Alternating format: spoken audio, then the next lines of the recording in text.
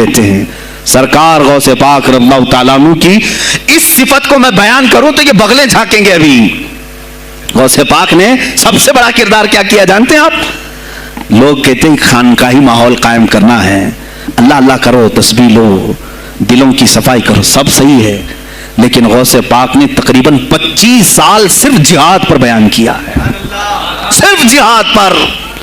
کہا کہ اے گروہ مسلمین، تم پر اللہ نے ذلت مسلط کر دی ہے اس لیے کہ تم نے کوششیں ترک کر دی ہیں، حکومتوں کو صحیح کرنے کے لیے آپ نے باغڈور سنبھال لی تھی۔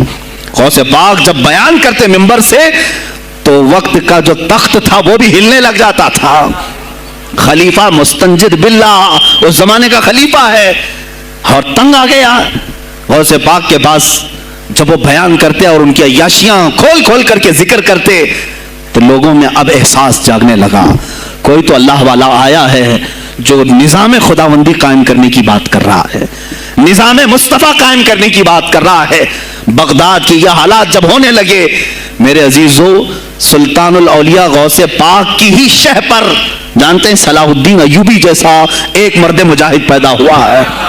یہ آپ کی تحریک تھی، غوث پاک کی تحریک تھی کہ جب بازنطینی عیسائیوں سے آپ نے اپنی پوری امت کو آگاہ کیا کہ تم سو رہے ہو، تم اپنی عیاشیوں میں ہو، تم اپنے نشے میں ہو، تمہارا دشمن تاک میں لگا ہے، گھات لگا کر کے بیٹھا ہے۔ اور ہوا بھی یہی کہ غوث پاک کے وصال کے صرف 10 سال بعد صلیبیوں نے حملہ شروع کر دیا بغداد پر، مصر پر، ترکی پر، ہر جگہ، اور یہی حملے کی وجہ تھی صلاح الدین ایوبی جیسا مرد مجاہد کھڑا ہوا اور پھر انہوں نے پورے بیت المقدس کو فتح کر کے اپنے سر ایک صحرا باندھا۔ آج تک امت اس کے احسان کو یاد کرتی ہے۔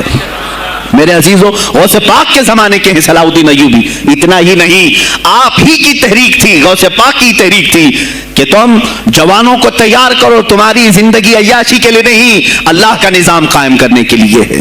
تم اللہ کا نظام قائم کرنے کے لیے آئے ہو دنیا میں، کیونکہ اللہ نے تمہیں خلیفۃ اللہ کہا ہے۔ اللہ کے تم خلیفہ ہو، تم نائب ہو اللہ کے، تم یہاں پر اپنی موج مستی کے لیے نہیں آئے۔ اب اس زمین پر بات ہوگی تو صرف میرے مولا کی ہوگی، اس زمین پر بات ہوگی میرے مصطفیٰ کی ہوگی۔ یہ سیدنا عبد القادر جیلانی کا اعلان تھا۔ ہے کوئی آج پیران اعظام وہ اعلان کریں کہ آج اس زمین پر صرف ہم ناموس رسالت کی بات کریں گے؟ کون ہے؟ کیوں بیٹھے ہو؟ غوث پاک سے اگر تمہاری ادنا سی نسبت ہے تو پھر تمہیں اپنے جوانوں کو، اپنے مریدوں کو یہ سکھانا ہوگا کہ موٹے موٹے نذرانے دینے سے نہیں چلے گا، اپنی گردنیں حضور کو پیش کرنے کے لیے تیار کرو۔